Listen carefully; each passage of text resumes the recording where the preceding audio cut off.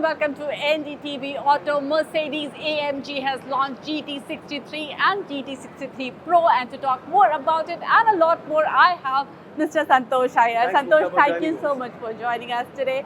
Now, first question, tell us about these products, how significant they are in Mercedes-AMG portfolio. So, when we got AMG to India almost a decade back, and the entry of AMG in India was with the iconic Gullwing, the SLS AMG.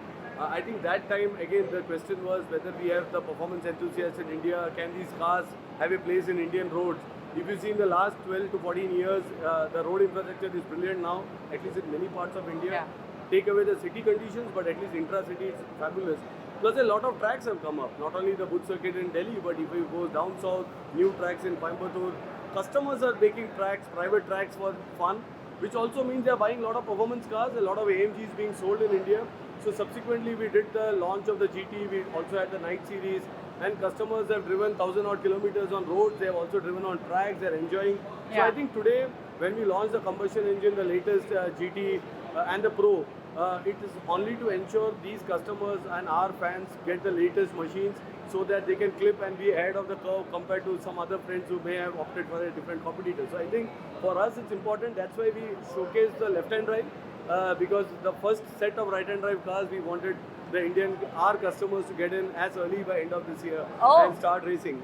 All right. So, what has your experience shown? How fast is this enthusiast market, this AMG market growing? No, I think we would have sold more than 1,000 AMGs actually. In fact, much more than 2,000 AMGs if I'm not wrong.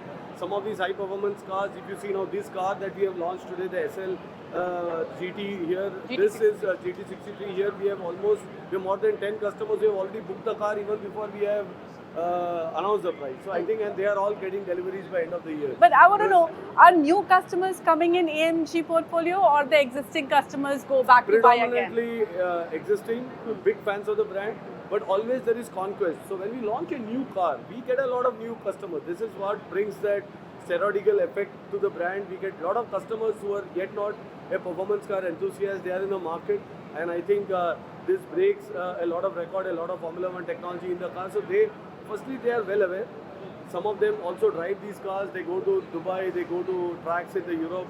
So they know what they are getting into, and so I am sure even this launch will attract a lot of new set of customers to the brand. Okay, you're also starting a program for AMG enthusiasts. Yes. Tell us about that. So, a couple of years back, again, I go back to the time when Formula 1 was in India. We partnered, we got this AMG Driving Academy to India. We did a lot of sessions. That's what grew the community. Then came a phase, then we had COVID, lockdowns, then we were doing events. But with this launch, we also want to restart this entire driving experiences, not limited to one track, but across India. Mm-hmm. Customers can also come get in their cars. We also will get in our cars, and this is where we also get experienced instructors, also have some fun on the track, demonstrate the technology there. So this program starts again across India in second half of this year. All right. Now, let's focus a little bit on other subjects as well. So this year looks like a little tepid year for the auto market. What is your expectation in terms of growth for the entire luxury segment? So if I look at the first quarter fiscal, which is now April to June period, June is yet to get over, but if I look at Vahan registrations, luxury is still growing at 7-8%. Yeah. So it's not bad. This year is a bit muted, you're right. Overall, for the overall industry as well as for luxury, still there is single digit growth. We are also growing a bit. This quarter has been a great quarter for us. We will announce the results very soon. But coming back, I think what's happening is, I think the demand is still there. But coming to luxury segment and to Mercedes-Benz, our car prices have also gone up. We had 2 price increases already, 1st of Jan, 1st of June, the third one in September. Yeah. And that's driven by the Forex, because the exchange rate now at 100 to a euro. I think this was unimaginable even a couple of months back. So this 12% depreciation in the euro, or rupee I would say, sorry, is leading to a price increase. The positive side is RBI is reducing interest rates. EMI to the customer is still the same. We are trying to absorb this price increase with the same installments. So in essence, customer is getting a better value, I would say. But then this has an impact on demand as well. But right now it's a great time to buy, because the cars are priced at 92, 93 to a euro, and the euro is already at 100, I would say. Yeah. So I think that's what we look into there. Yeah. Okay, so Let's talk about a little bit about EVs. World over, we have seen that EV market has seen a little bit of a downturn. Your products specifically have not caught on the fancy of the people. What has that forced you to change your strategy for EV in India? So let me put some statistics because there is a lot of chatter on social media. Okay. I can also see EV is not doing or top-end luxury customers don't want an EV. Let me first bring India statistics because that's a conversation. So let's say Jan to May this year. Okay, let me give you a number. There is a 66% growth in EV in the luxury car market in India. We have grown by 73% Jan to May. So we are growing even faster than the market. When you look at the total EV penetration, it used to be 2 to 3%. Last time we met, if I'm not wrong, was 5%. Today, luxury car EV penetration is 11%. Jan to May this year in India. What cars are we selling? Our portfolio, if you see, what we are selling is all top end. The G Electric, EQS SUV, Maybach and Sedan, also the SUV, Maybach there. And of course, we have the EQA, EQB, but in that segment, we are not the market leaders. I would say because the entry segment, we have the products, but we are priced differently. But there are competitors who are selling great EVs even in that segment. So if I look at the market and the customer acceptance on EVs, I think a shift to 11% penetration is a great sign. So so that's what data says. Now you look at other markets worldwide because the narrative may come from other markets. Yeah. Now, in other markets also, if you look at China, there is a 50% EV penetration. Now, which brands are selling and not is also based on the price. In Europe and many other markets, wherever there is incentives on EV, because I keep saying, customers don't want to pay a premium for decarbonizing. They say that's somebody else's problem. As long as the price is maintained, in India's case, we have a GST advantage, we have a road tax advantage, therefore you see EV adoption is high compared to others. So, I think that needs to be understood.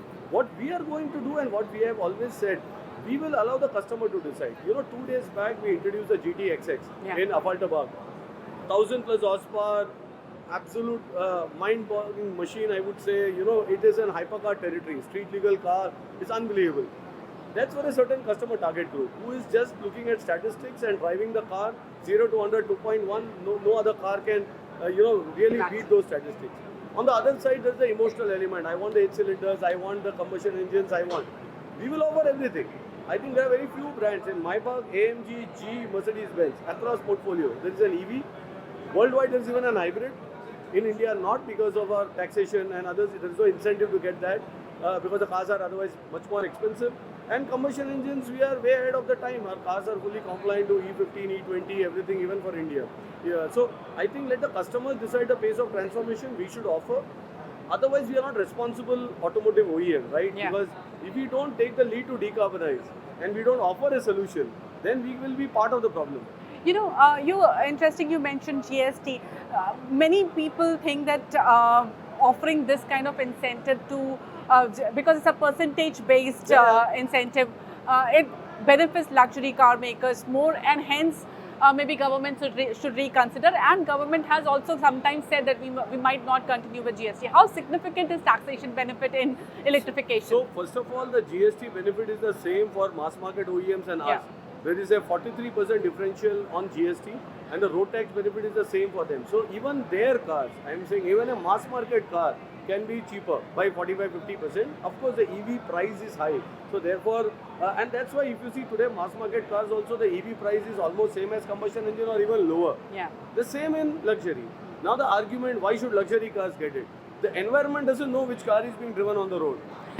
That's my simple answer to policymakers and all these skeptics. Yeah. Any car, if you don't decarbonize, it doesn't work. Point number one. Second, I said 11% is the penetration in luxury, which means we have taken out 11% cars which have a carbon footprint.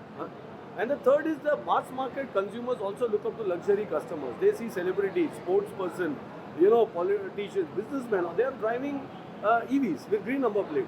This is what will trickle down even to the mass market. So I completely don't understand the logic why A or B, because the option is available to all, and I think the faster we do and faster we shift, it's great. But I understand customers may not be ready. Therefore, we are not going to stop anything. We will give clean diesels. Today, even our 50% of my portfolio is still diesels today. Yeah. And these diesels are great. They are EU6, B certified, clean on CO2, but they are PM. If you look at gasoline engines, they don't have PM, but they have CO2. So, you know, the mix is important. And electrification is zero tailpipe. So I think we will offer everything and we will wait for the market to decide. The good news is our penetration has only increased year on year. More and more Mercedes-Benz customers are shifting to EVs, which is great. And then finally, we are not in any race to get into 100 or 50 or 30. Let the customers decide. You know, one last question to you on India's EV policy. Minister specifically took the name of Mercedes, that you guys are keen on investing on that under that policy.